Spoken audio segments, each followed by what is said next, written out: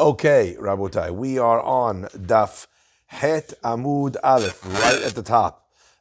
Really a beautiful symmetry because we finished right at the bottom of 7b yesterday, last time we did it, and now we are on 8a. So 8a1 says the Gemara, says the Mishnah, and Ben. We're following the procedural syntax of en ben.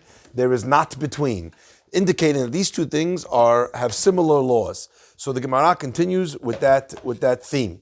Says the Mishnah, En ben hamudar hana mehavero lemuder mimenu ma'achal ela drisat haregel. Says the Gemara as follows. Now, you have to pay close attention to some of these because it's a little bit dicey, just a little bit like not so simple. There's a halacha that says, I'm allowed to make a neder, and my neder could actually incorporate things becoming asur for me without actually there being anything at all that are forbidden. So just as an example, let's say as an example, am I allowed to eat milk and meat? No. Am I allowed to eat milk and fish? If you're Sephardic, no. How about if I want to eat milk and parv?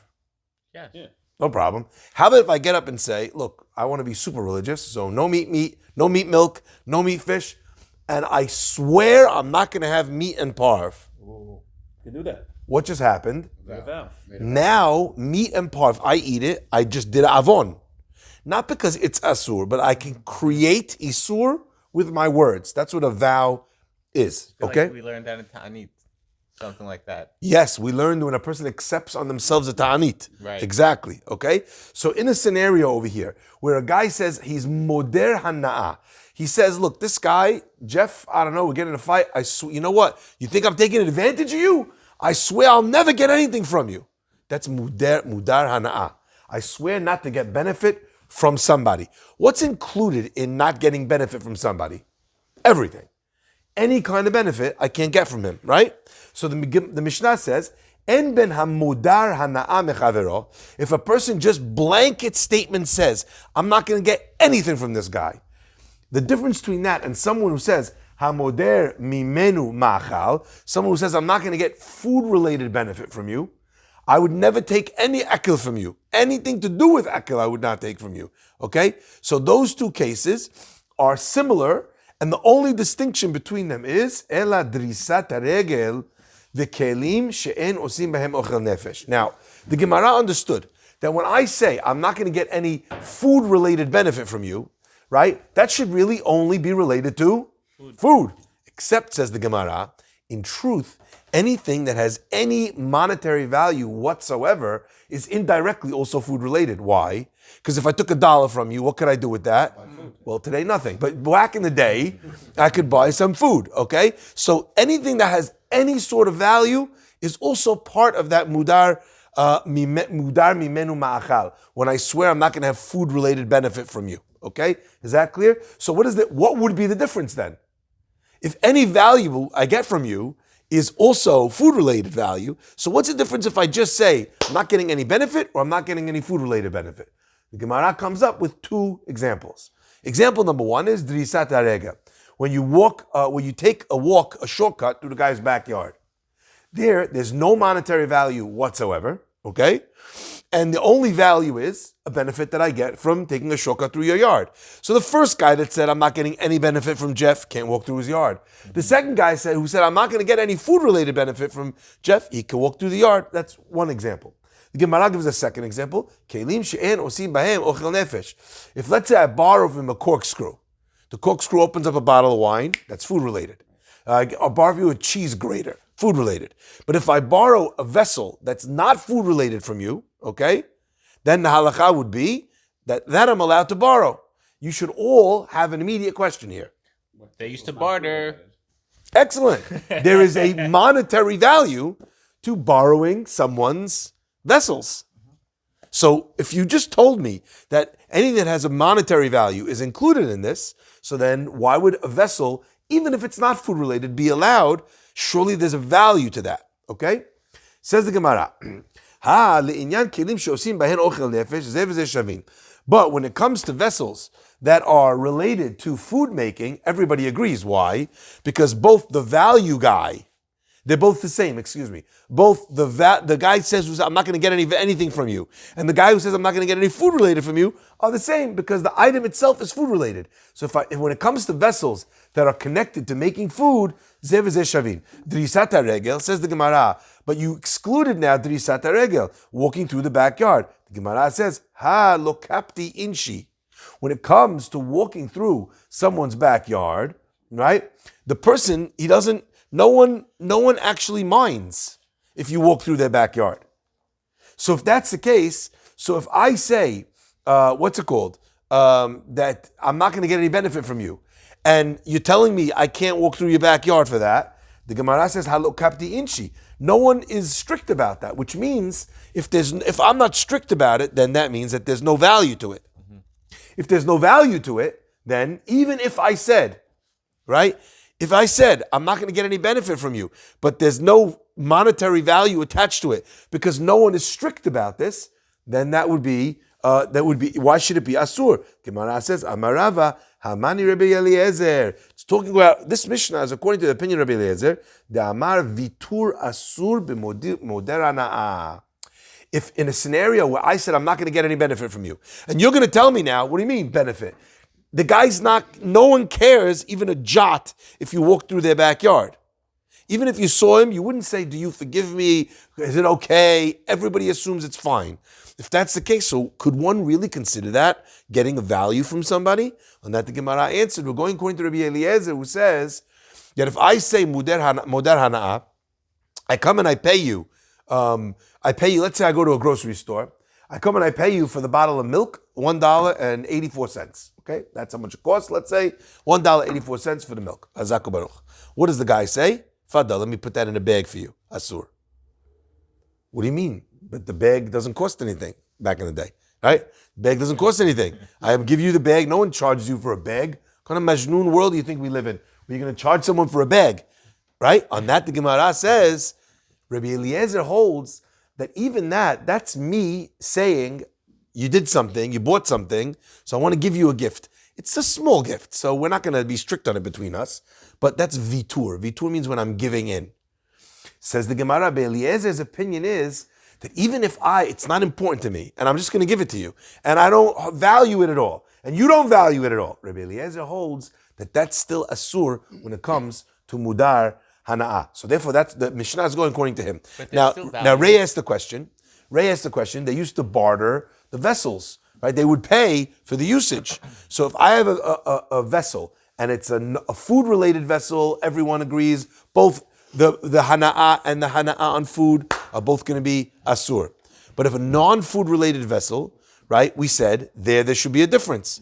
On that, the Gemara, on that we're understanding that we're talking about a type of vessel or in a place where no one would charge for such a thing.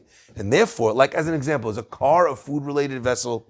No, well, we understand it's not a food-related vessel. If that's the case, so one would assume in a non-food-related vessel that there's a difference between these two opinions. But the question is, borrowing it, I'm saving money from not renting a car, which I could use for food. So if you live in an area, in a time, in a community where everyone just lets everyone use their cars, then we would not consider that to have a monetary value. If you live in a place where people are strict, they rent it out, then you would have to rent it out. Okay? So therefore the Mishnah is talking about a case where it's lo kapti inshi, and since it's lo kapti inshi, so therefore we don't have to rent it out. Here's my magnum opus. Ready for this? There seems to be then a contradiction between the first exception of the Mishnah and the second. Let me lay this out, okay? Let's say I have a vessel that's not used for food. So if I said if I said no benefit, no benefit. If I said no food-related benefit, there's no food-related benefit, I'm allowed to use it. We asked the question, what's the answer? We asked the question, but that also has a monetary value. The answer is, no, we're talking about a place or a type of object that people don't care about. And since people don't care about it, it doesn't have a monetary value. So therefore, you didn't save any money. So therefore, you can't use that money for food. So therefore, you would be allowed to use it. But when it came to Dirisat regel, the Gemara asked the question, Halo kapti inchi. People are not strict. Answer the Gemara that the Mishnah is going according to the opinion of Rabbi Eliezer, who says that even when you give it up and you don't care, vitur, I'm just going to let you have it, still helping you. Right. It's a benefit. Yeah. Still a benefit. What's the benefit? The benefit is that you're getting the usage, or you're getting the shortcut, and that's enough to be considered. So, if the answer to Drisat Regel is right, halokap the inchi, that's going to Rabbi Eliezer, that would be enough to make it asur, right? So then, how do in the next one, which is about the vessels, and we ask the question, and the answer to that is people are not strict. How is that a good enough answer? I don't agree that people are okay with you cutting through their property. No, so People are very strict about that. in a scenario, I'll give you an example. They'll shoot you. Right. In Texas, they'll shoot you. In Muncie, my father lives in Muncie. All day long, all you see is people walking across everyone else's backyard. Yeah. In fact, there's even sometimes there's people pave the way for you to walk through their backyard. Mm-hmm. My brother in Lakewood has a house. And he has a property that goes from one street to the other, so he puts like stones, so people should be able to walk and not ruin his grass. Right. Yeah, but to think that you have to put stones not to ruin your grass, just tell the guy, "I'll shoot you if you come." Right? The answer is there's places where people are not strict with one another. Okay. So what's the answer? If they're both not strict, then both of them have no monetary value. The answer is very simple. When it comes to a shortcut, when you're walking across someone's backyard, there's no alternate version where you would pay. You would just walk around. Mm-hmm. Here, if I can't borrow your car because I need to rent a car, or I need to rent an axe or a hedge trimmer. If I'm not getting it from you, I have a use for that object. I need to then get that object, so I'll rent that object. Uh-huh. So there's an actual saved cost. Mm-hmm. So in that scenario, we said about. In that scenario, there's money.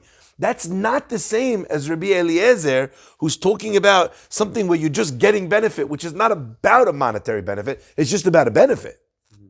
So the Gemara's question is, in a case of Drisat Regel, right, you said to me that there's a difference because the food guy can't use it. The other guy could use it. And you asked me a question that even the other guy should be able to use. Even the guy that says, I'm not going to get anything from you. Even he should be able to use it. Why? Because look up the inchi. There's no benefit to it. The benefit of the first guy is not a monetary benefit. The benefit of the second guy, which is about food, so if it's a food-related item, it's asur because it's food-related. If it's not food-related, or if it has any monetary value, the reason why it's food-related is because the savings I could use to then go buy money. If you didn't let me walk through, or let me walk through, there's no accrued savings to go purchase food. Does that switch the scenario? Sorry? If the long way, I incur a toll. Absolutely. So that becomes monetary. Because now I made it monetary. What about time? Time. Sorry? Time. They want to charge even time. Time. Even time. You're missing the point. Even time. It has to be that there's some actual savings that I could offset and now use for food. Right, not a shortcut. Not just a benefit. Like, how much would you pay to be able to have the benefit of a shortcut? You know, I'm a lawyer, I'm a doctor, I charge for my time however much an hour, $100 an hour. So this saved me 1 minute. There's a value to that. You can't create the value if it's not actually inherently there. Is that clear? Yes? Okay. Now, if you find a scenario, by the way, where my guy is on the other side, I have 1 minute left to start my appointment. If I take the shortcut, I make my appointment on time. I don't take the shortcut, I get there 10 minutes late. That's actual inherent savings value. So in a case like that, maybe that would also be considered to be a monetary benefit. So okay. At the end of this, they're just saying that there's no difference. It's the same. No, at the end of this, the difference between if I say I'm not getting hana'ah from you or I'm not going to get food hana'ah from you, the difference would be in Drisat Regel. If I want to walk through, so if I said food, I could walk through. Saying there's a difference? Yeah, there's a difference. The car, there's a monetary. The difference is walking through. The vessel's a monetary right? difference. And the other difference is on a non-food related borrowing of an object. But as we already said, only in a place where that non-food related object is not something that people rent, but you get it for free. The point is that even if I don't get it from you, I'll get it from someone else. I would never rent it. So it has no actual monetary value, which I could then use for food. Continues the Mishnah. The Mishnah says, Ein ben nedarim le-nedavot. There's no difference between neder and a nedava. What's a neder? A neder is where I make a vow. I say, I'm going to give, harei alai, I'm going to give $100. You know what's a nedava? Donation. I'm going to give $100. So on the surface level, a neder and a nedava are the same thing. Can I give you a point? You ever hear when the rabbi says, Misha shemit nadev? 101 doim bet knesset. 100. What do people say? Bli neder, indicating that it's a gift, not a vow. indicating. If you It is a vow. if you have to say bli neder, what does it mean that it is if you don't say bli neder? It is a neder. Bli neder means without a neder. So without the bli neder, what is it? A neder. What word does the rabbi use right before you say the number? Shemit nadev nedava. You see, I just got you. Shemit nadev 101 bili neder. Is it a neder or a nedava? Mit nadev means that you donate, but the root of that word is mit nadev nedava. Then what they say, Billy Neder? So that's my point. never heard So they are anyone say interchangeable. bili neder. And that's what the Mishnah is pointing out. Is there a difference between a neder and a nedava? Yeah. You see? I never heard of someone say bili neder after. You hear religious guys say I it. hear it. Religious guys go, yeah. You mean that? Bili neder? They don't pay the bill. The best thing is say B'zat Hashem. I had one guy, by the way, you want to hear this? I had a Persian guy. You told us a couple stories. I had a Persian guy go up to the Sefer once. No, you'll love this one. I had a Persian guy go up to the Sefer Torah once, and he donated $5,000, and he said, Bili neder. Right? He said it like, Bili neder. Now, I said, so you're giving it a loan? He goes, what do you mean? I said, isn't your brother's name, his brother's name is Nader. The whole place literally laughing for 5 minutes. You're giving it Bili Nader. Oh, by yourself? What do you mean? I said, isn't your brother's name Nader? Okay, fine. Yeah, so there's a difference. Em ben nedarim nedavot. So at its core, neder and nedava seem to be the same. However, there is a functional difference between them, and there's a halachic difference between them. And let's see what that is. The Gemara says, En ben nedarim lenedavot, ela shenedarim chayav be'achriyutan, unedavot ena chayav be'achriyutan. That a neder, you're obligated in making sure, you have an obligation to ensure that it's there. If something goes wrong, it's on you. And a nedava eno chayav be'achriyutan. A nedava, you're not obligated you're not responsible for the object. Now, what in the world does that mean? You're not responsible for the object. You just said you're giving that money to the Bet Knesset. How could you not be responsible to give it? What does that mean? The answer is, let's see. The Gemara says, first of all, the Gemara is going to make a side point. There's no difference between them except for being responsible to deliver them. When it comes to the idea that if you give a neder, the pasuk says lo te'acher l'shalemo, you can't delay bringing them. Both neder and nedava have the isur of not being allowed to delay paying your debts. Ze v'zeh shavin. Now, what does that mean? Ze v'zeh shavin. What does that mean? The Gemara says as follows: when a person brings a neder, lo te'acher l'shalemo. How do you know that there's a isur lo te'acher? You're not allowed to delay paying it in a nedava. It says it by a neder. The Gemara brings a gzera shava. Gzera shava, neder, over here, to another place that says, if a person has a neder or nedava, it connects neder and nedava. So we make a gzera shava, that just like over here, it's neder or nedava, either or, also over here, it's neder or nedava, either or. So therefore, we extend the isur of lo te'acher, of bal te'acher, from neder to nedava. What is the idea? What's the halacha? When have you transgressed not bringing your korban or your donation, your neder on time? Excellent. So there's a Gemara, machlok in the Gemara. One opinion says, shalosh regalim. So let's say, as an example, I say right before Pesach, I say, I'm going to give $1,000 to the Beit Knesset, okay? So Pesach passes, right? Shavuot. If Sukkot ends and I have not yet paid, I did a sin. Ooh. Not Why? to the first. No, 3 regalim. Okay. 3 regalim. Lo ta'acher shalemo. Now there's another opinion in the Gemara that says that the 3 regalim are not any 3 regalim, but they have to start with Passover. So let's say I made a neder right before Pesach. Rabbi Shimon ben Gamliel says this. Okay. Right before Pesach. Pesach, Shavuot, Sukkot passes, I did the sin. Okay. Okay? But he says it has to start with Pesach. So sometimes it takes 3 until you've did the Avon. What happens if I made the neder right after Pesach? Yeah. So I go Shavuot, Sukkot, Pesach, Shavuot, Sukkot. Oh, scam. So then I have 5 holidays to be. How about if I made it after Sukkot? So then after Sukkot is before Pesach. If I made it after Shavuot, then I get Sukkot, Pesach. So sometimes, it says Rabbi Shimon Gamliel, sometimes it's 3, sometimes it's 4, and sometimes it's 5.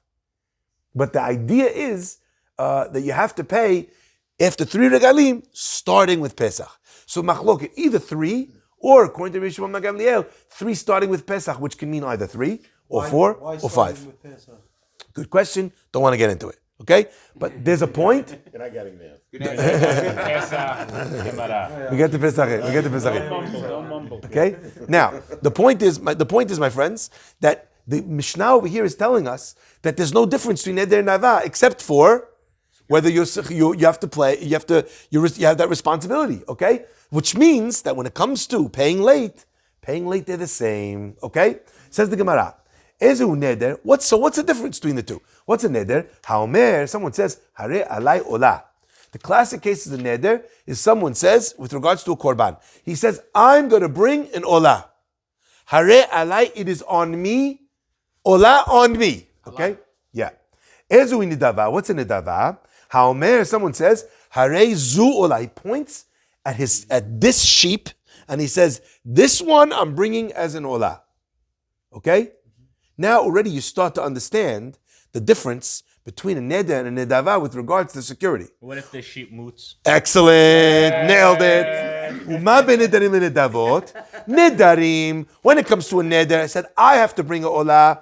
Metu or nignevu or abdu. If how about all my sheep moot?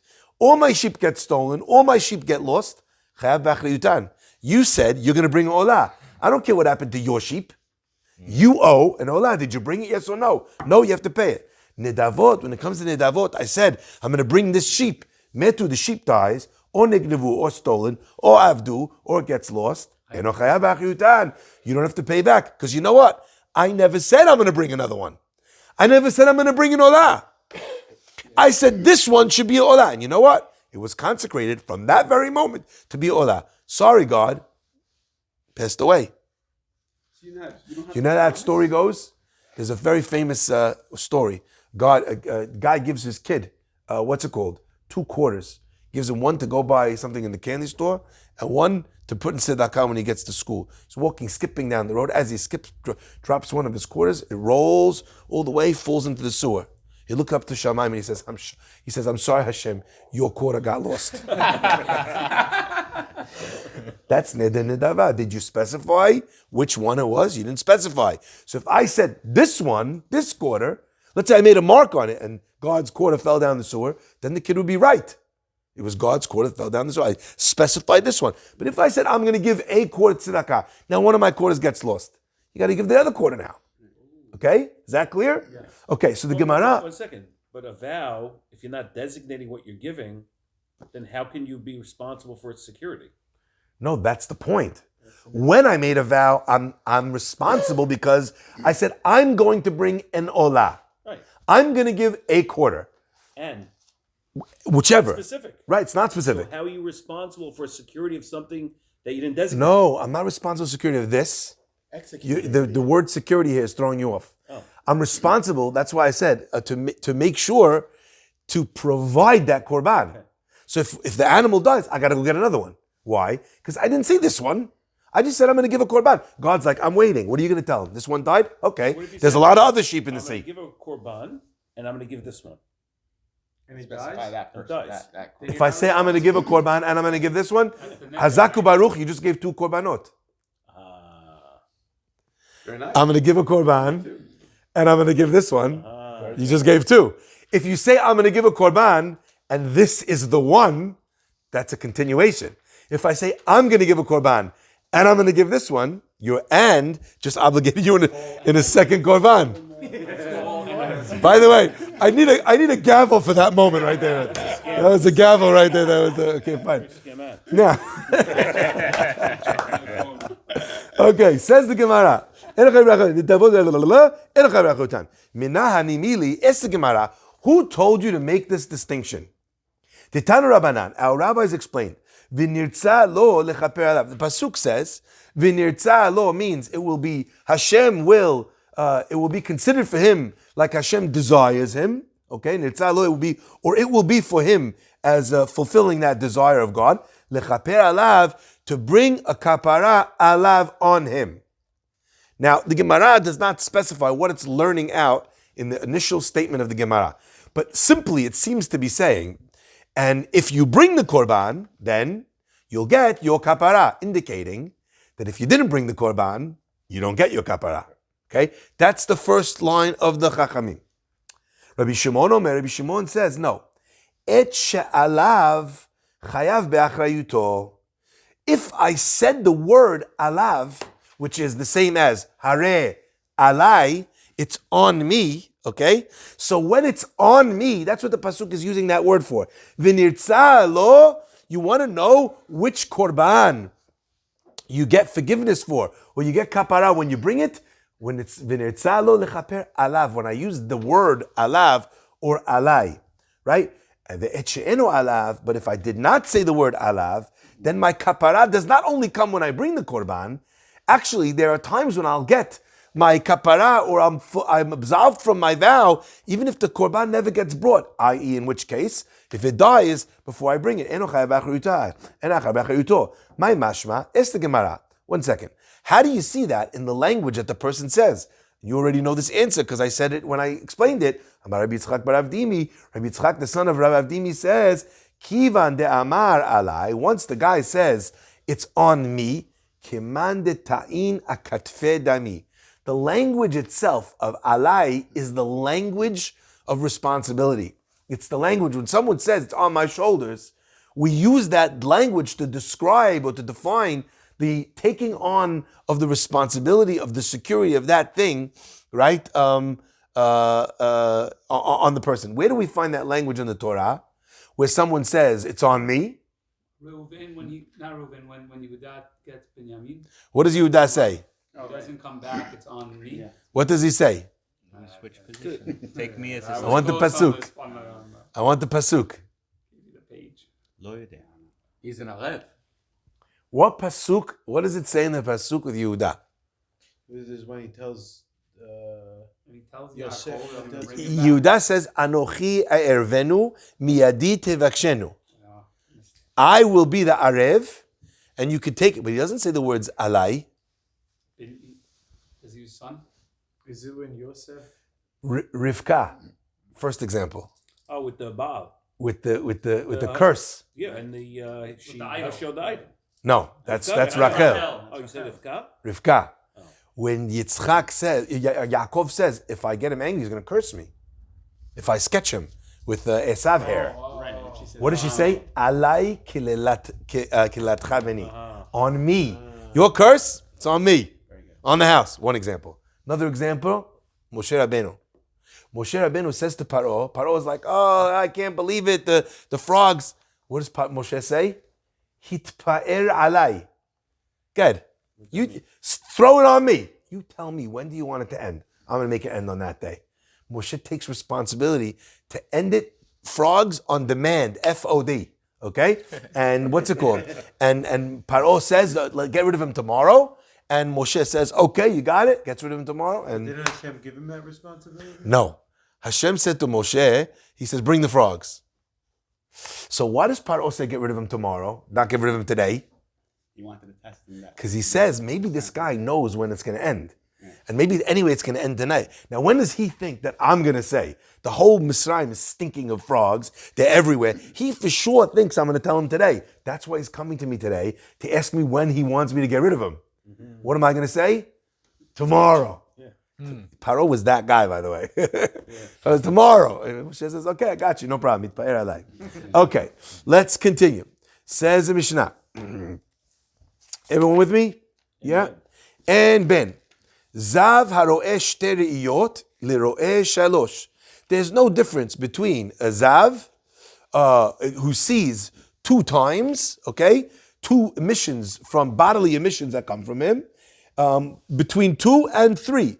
Ela korban. The only difference between the two is a korban. Now, what exactly is this case of zav? Okay?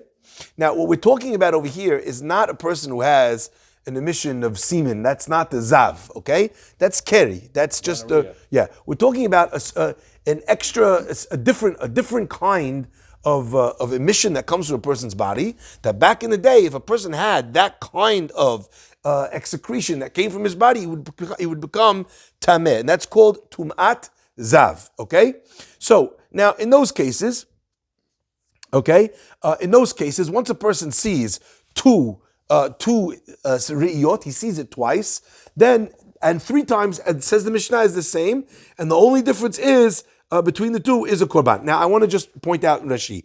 Look at Rashi on the side, right in the middle of the page. You see that matnitan and Rashi? Rashi says shtei re'iyot, 2 seeings, biyom echad or b'shnei yamim ritzuvim. Okay, in one day or in 2 days in a row. V'chen shalosh biyom echad, or 3 in one day, or b'shlosha yamim ritzuvim, or 3 in 3 days in a row, or shtayim biyom echad, or 2 in one day, ve'achad lemachar, and 1 the next day. That means that all of these cases are referring to ones that are sequential. They could be sequential in the same day. They could be sequential in two different days, okay, if it's 2. But it has to be that there's no break between the seeings. Is that clear? So if you had 1 on day 1 and 2 on day 3, okay, that doesn't count as 3 seeings. Or 1 on day 3 also doesn't count. It counts as 1 seeing. Okay? But when we're talking about 2 or 3, what's the difference 2 or 3? Says the Mishnah, the difference is the korban. Okay, let's see. What does that mean? Ha le'inyan, says the Gemara. Okay, so if there's no difference between 2 and 3 except for the korban of the zav, okay? Ha le'inyan mishkav or moshav, when it comes to the mishkav, the place where the zav lies down on, or moshav, and the place that he sits down on, usfirat shiva, and when he becomes clean, he has to count 7 days, like nida, he counts 7 days towards getting clean. Usfirat shiva, zeh shavin, both of these, both 2 and 3, are considered the same. What does he mean, mashkav and moshav? So if someone's tameh, how does tum'ah spread? It's not like corona. You can't cough tum'ah on the other guy, right? So one way is nigiyah is touching, right? One way. Sorry? Zav is above and below, right? Exactly. If it's touching something that's touching. Exactly. So we have above tum'ah, above the person and below the person. Now the Mishnah brought you the example of what's called mishkav and moshav, which means the like the bed or the couch of the zav or the chair of the zav. Something he sat on or he lied down on becomes tameh. And there's no difference between 2 seeings or 3 seeings. Okay. Now, everything underneath him. So it's not just one. Like if he sits on a couch that has many pillows, all of them. If he's the princess and the pea, but he's the princess and he's peeing zav, okay, every one of the mattresses is Is tameh, okay, including the pea. The Gemara continues. How do we know that this halakha is true? Where do we get this idea that there's no differentiation between the 2 and the 3 with regards to the korban, to the zav? The Gemara says the Tanu Rabbanan, the rabbis taught, Rabbi Simai Omer, Mana Hakatuv Shetayim Ukirao Tameh. When the pasuk is describing the laws of Zav, it counted 2 and already called him Tameh at that point. Okay? So what's the what are we trying to say? Because what does the pasuk say? Ish ki yezav mipsaro zove tamehu. Now, how many times do you see the word zav in that pasuk? Ish ki yezav mipsaro. A person who has an emission come from his flesh. Zovo, his flow, okay, his emission. Tamehu. So it said the word zav. It said the word zovo. So after 2 times zav, you see the Torah called you tameh. So that's how you know that after 2, it's considered tameh. Shalosh ukira'o tameh. Now, in the very next pasuk, if you look, the pasuk says, "V'zot tiyeh tumato," and this will be his tumah. Bizovo, in his flow. rar b'saro o zovo o hechtim b'saro mizovo. So again, you find the word zovo, you find the word zovo, and you find the word mizavo. So 3 times it says about this person that it says 3, mitum atohu. It is his impurity. So you see that the Torah directly called a 2 emission zav a tameh and a 3 emission zav a tameh. Haketzad, how do we understand this? Right? If you have 2 times makes you a zav tameh, obviously, right? After 3 times you're going to be tameh. The Gemara answers, Shtaim letum'ah u'shalosh lekorban. 2 makes you tameh. The 3rd one obligates you in a korban. Because I could have deduced that I'm tameh after 3, if you already told me that after 2. Because in 3 you have 2. Therefore, it must be telling me that there's an additional level that happens after the 3rd one. What is that? The korban. Okay? It would be a lot more helpful if I know what kind of secretion you're talking about. What are you talking about? So the gory details are explained at the bottom, right? I gave you the what's it called? The short version. It's an NGA. Yeah, it's not a. Gonorrhea. Oh, It's a gonorrheal emission. Okay, because a person can have gonorrhea and not have an so emission. yellow discharge. Yes, I don't know. A guy We don't want to get into the exact knowledge here. WebMD. WebMD. So with 3, you bring a korban. 3, bring a korban. Okay, we're back. Okay, says the Gemara. Okay, I got that what you just did. Now let me just point out. Did the 3? Did it say anything about a korban? Yeah. No. No. Didn't we just say that on the last? No, just there's a difference. We deduced the korban. Right. You got that? So it says 2 tameh, then it says 3 tameh, and the Mishnah says, hold up. What's the difference 2 and 3? The answer must be that the 3rd one is coming to tell you something extra, and that is the korban. Now, says the Gemara, hold on. If I could come up with literally any other difference in the world, then that would explain why you need a 2 pasuk and a 3 pasuk. Right? Let's say as an example, the 3 pasuk guy, the 3 zav guy, I don't know, made you tameh from further away. That would mean that there's no pasuk differentiating between a 2 and a 3 being a korban issue. So after the 3rd time you did a korban, like you were cleared. After the 3rd time, you would have to wait the time, the 7 days of purity, and then there's a korban. Okay, but then Similar to yes, the cure is not relevant to the korban. Well, it's not. No, you don't get cured by the korban. You just now not impure from the korban. You get cured because you took the medicine, or you did what you needed to do, or you stopped messing around. Whatever got us to this place. Whatever got us to this place. Okay. Max back in the day. You have way too much knowledge, by the way.